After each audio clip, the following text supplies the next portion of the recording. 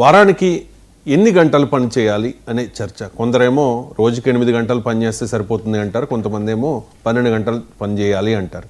దీని మీద చాలా పెద్ద చర్చ జరుగుతోంది.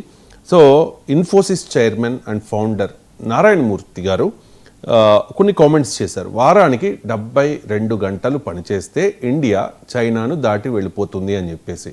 అంటే వారానికి 7 రోజులు ఒక వీక్ ఆఫ్ తీసేస్తే 48 గంటలు పనిచేయాలి, కానీ నారాయణమూర్తి అంటూ ఉన్నారు 72 గంటలు అని చెప్పేసి. మీ కామెంట్? ఎస్ అండి, ఇప్పుడు నారాయణమూర్తి ఏదో ఇన్ఫోసిస్ నారాయణమూర్తి గారు అంటే అందరికీ తెలుసు. ఇన్ఫోసిస్ నారాయణమూర్తి గారు ఎప్పుడు ఒకటి చెప్తూ ఉంటారు, వారానికి 72 గంటలు పనిచేయాలి. అంటే ఏంటి, రోజుకి అంటే సండే సెలవు మినహాయిచ్చేస్తే శనివారం 6 రోజుల వరకే రోజుకి 12 గంటలు అంటారు ఆయన. 12 గంటలు అంటే ఎప్పుడు, ఉదయం 8 గంటల నుంచి సాయంత్రం 8 గంటల వరకే పనిచేయాలంట. 12 గంటలు పనిచేస్తే భారతదేశం చైనాని దాటి మనం పైకి వెళ్ళిపోతాం అని చెప్తారు. ఆయన కార్పొరేట్ కల్చరు, ఆయన ఎంత కాలమైనా కూర్చోగలుగుతారు.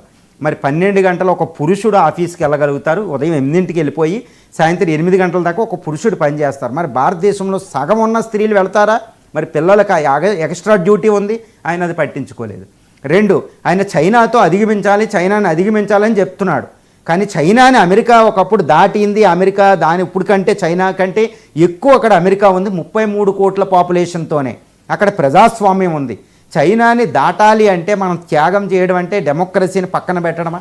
ఇండియాలో డెమోక్రసీ